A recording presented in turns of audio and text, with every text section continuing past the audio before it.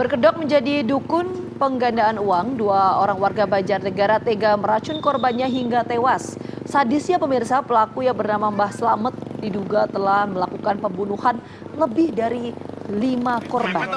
TH alias Mbah Slamet, 45 tahun dan BS berhasil ditangkap oleh polisi setelah diketahui telah membunuh satu orang berinisial PO warga Cilandak, Sukabumi, Jawa Barat. Kalau informasi terbaru yang kami dapatkan, ini korban dari tersangka bernama Mbah Slamet ini adalah 10 orang. Tapi kita nanti coba cross check kembali bersama dengan pihak kepolisian.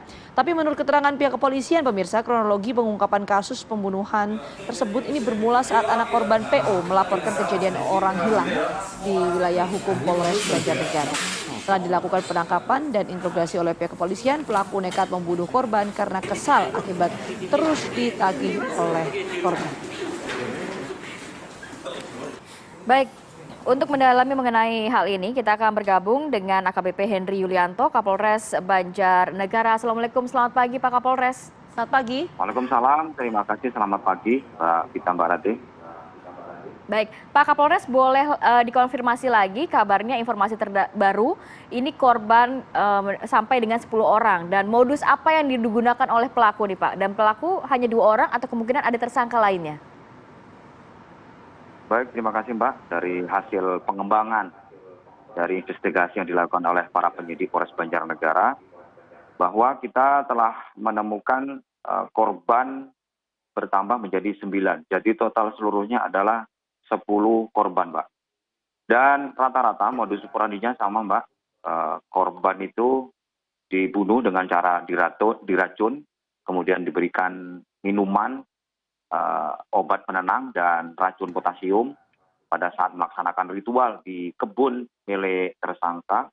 Kemudian setelah itu diminum dan dikubur di tempat lokasi kebun milik tersangka, Mbak, atas nama Mbah Slamet alias Tohari. Demikian, Mbak. Oke, Pak Kapolres, 10 korban ini memang diracun dalam waktu yang bersamaan atau berbeda? Berbeda, Mbak. Jadi sementara nanti akan kami sampaikan kembali hasil investigasi kami. Karena kemarin kita itu pukul 11 kita masih mencari berapa sih sebenarnya jumlah daripada korban. Akan tetapi tersangka masih mengakui jumlahnya 10. Kemudian rata-rata mereka itu, karena begini Pak, yang kami temukan itu 5 korban itu semuanya berbentuk tulang belulang, dan 5 lagi itu masih ada sedikit daging lah Mbak. Sehingga tersangka ini melakukan pembunuhan ini mungkin sudah cukup lama, mungkin dari tahun 2020 atas pengakuan. Ini pengakuan sementara dia Mbak, dari tahun 2020 sampai dengan tahun 2023 kemarin, yaitu Bapak Parianto, PU, Mbak. Demikian. Pak Kapolres, ini korbannya warga Banjarnegara juga atau seperti apa? Dan pelaku ini menguburkan para korban memang di area rumahnya atau bagaimana Pak? Baik, terima kasih Mbak. Perlu kami sampaikan bahwa berdasarkan hasil investigasi terhadap tersangka, bahwa korban-korban ini ada yang berasal dari Palembang, ada dari Yogyakarta, kemudian Jakarta juga ada, Tasikmalaya juga ada. Ini sementara nama-namanya dia masih lupa Mbak, karena memang sudah cukup lama dari tahun 2020, sehingga ini perlu pemeriksaan lebih lanjut, karena kemarin kita masih mencari lokasi-lokasi korban yang dikubur, karena penguburan itu jaraknya tidak jauh Mbak. Dengan korban yang awal yaitu Bapak Marianto itu tidak beda jauh, kurang lebih 1 meter ada korban, 1 meter lagi ada 1,5 meter, ada juga yang satu lubang di satu itu kawasan lah kurang ada lebih 2, tapi ya. 2. Kenapa? Di satu kawasan tapi artinya ya penguburan itu ya. Satu kawasan Mbak. Dari lokasi rumah tersangka itu kurang lebih 1,5 kilometer Mbak, dari lokasi rumahnya. Oke. Pak Kapolres, iya Pak Kapolres, saya penasaran deh, ini alasannya apa sih Pak? Pelaku ini sampai meracuni 10 orang ini? Tersangka ini merasa kesal Mbak, karena memang awal mulanya ini kan korban tergiur dengan adanya penggandaan uang yang dilakukan oleh saudara tersangka yaitu Mbah Slamet. Kemudian setelah memberikan mahar ada yang 50 juta, 70 juta, tapi tak kunjung mendapatkan uang penggandaan tersebut, sehingga korban menagih, Mbak, menagih, akhirnya tersangka kesal dan khawatir juga akan dilaporkan kepada pihak kepolisian, akhirnya dibunuhlah dengan cara diracun, meminum minuman racun, demikian, Mbak. Baik, ditahan dulu Pak Kapolres karena kita juga akan berbincang dengan Bapak Edwin Setioko, saksi mata dan juga warga setempat. Selamat pagi Pak Edwin. Pagi Pak Edwin. Selamat pagi. Selamat pagi. Pak Edwin, kalau dari warga setempat mengetahui kronologi kejadian ini seperti apa Pak detailnya? Untuk warga setempat itu merasa kaget terjadi korban sebanyak itu karena Mbah Tohari itu berada di desa itu tidak terlalu terbuka. Jadi di desa kami itu dari tahun 2020 itu Mbah Tohari baru ada di desa kami. Lalu untuk aktivitas di desa kami itu Mbah Tohari itu tidak terlalu aktif dalam kegiatan bermasyarakat. Oke, jarang sosialisasi kurang lebih gitu ya Pak Edwin ya. Pak Edwin, saya penasaran Iya, deh. iya, betul.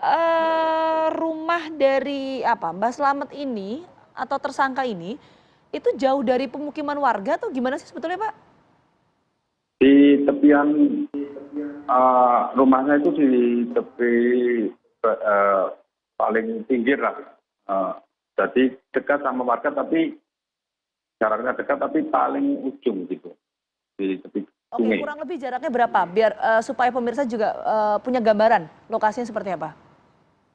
Kurang lebih jaraknya? Jaraknya ya berdekatan tapi paling ujung, jadi paling ujung sehingga Paling ujung. kegiatannya Pak Edwin. itu tidak terlalu jelas. Ya, kalau warga mengenal pelaku ini sosoknya seperti apa? Kalau warga itu mengenal Pak Tohari itu orangnya biasa, ya itu enggak dengan warga sekitar tidak mencurigakan bahwa orang mempunyai sifat seperti itu. Tapi sudah cukup lama tinggal di sana bersama keluarga atau gimana Pak?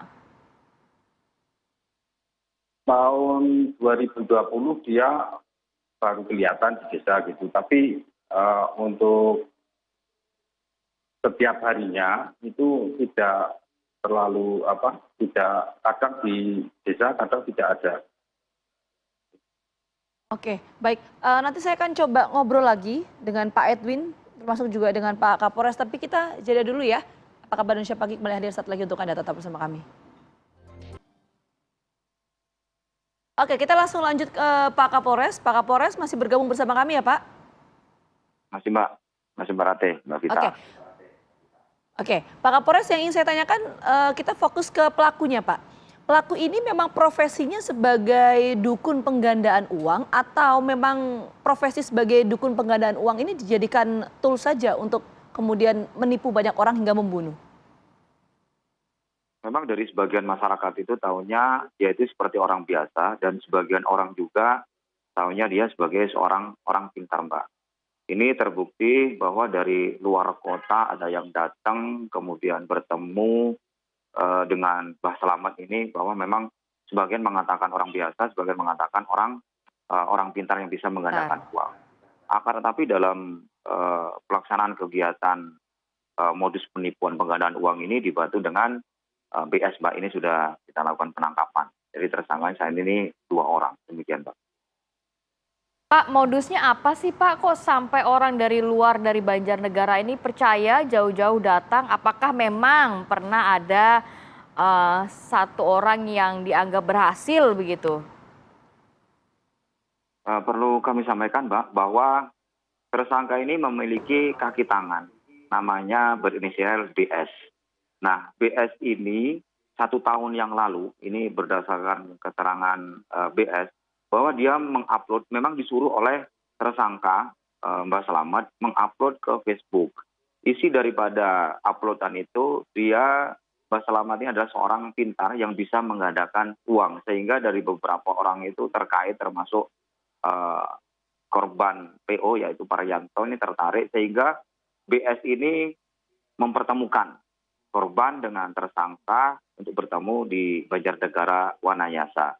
Sehingga modusnya memang betul-betul berpura-pura menjadi seorang pintar atau dukun yang bisa menggadangkan uang, kemudian menghabisi uang korban, dan terakhir kalau sudah habis uangnya baru dibunuh. Demikian, Pak.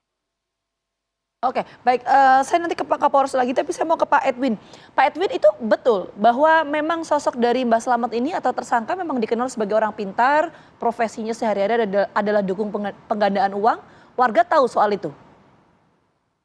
Nah, untuk warga ya ada yang tahu, ada yang kurang tahu. Masalahnya di situ kadang ada tamu yang datang, mobilnya itu banyak, maksudnya gantian.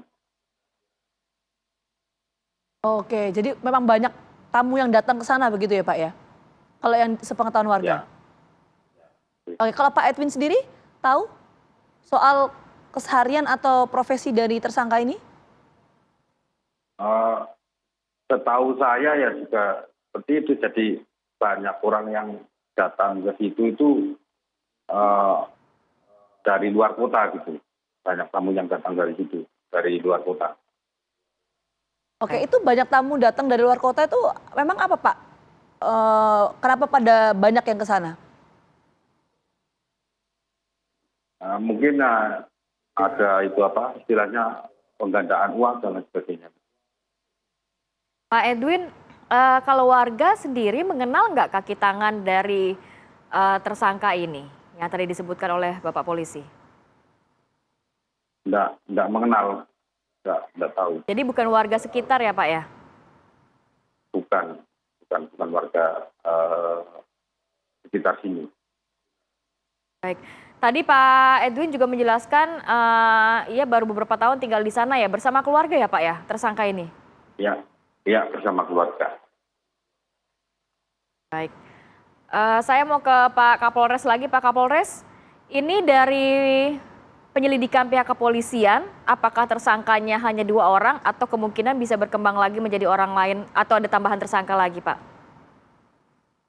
Berdasarkan hasil pemeriksaan, Mbak, sementara pelaku melakukan pembunuhan dengan sendiri, Mbak. Untuk BS itu hanya sebatas mengupload, memberikan informasi kepada khalayak masyarakat yang pengen menggandakan uang. Jadi untuk pelaksanaan kegiatan pembunuhannya itu dilakukan oleh Mbah Slamet sendiri, Mbak. Demikian, Mbak. Oke, Pak Kapolres, sebentar saya ingin dalami tadi pernyataan dari Pak Kapolres, ada hal yang belum tergali. Pak Kapolres mengatakan bahwa alasan dari pelaku ini membunuh korban karena korban ini kesal, sering menagih dan lain sebagainya. Nah, pertanyaan saya, itu memang berlaku juga untuk 10 korban itu atau memang hanya beberapa saja? Itu dulu pertanyaan saya Pak Kapolres. Betul, Mbak. Jadi hasil dari pemeriksaan tersangka bahwa korban-korban yang kita temukan itu sama, Mbak. Jadi mereka itu tersangka ini menginginkan uang sebenarnya sih, Mbak. Kalau untuk menggandakan uang itu hanya modus saja, modus penipuan, sehingga dia bisa menarik uang kepada korban. Setelah uangnya habis dari korban, ya kan, otomatis korban akan menagih, Mbak. Nah inilah, menagih otomatis kan kesal tersangka.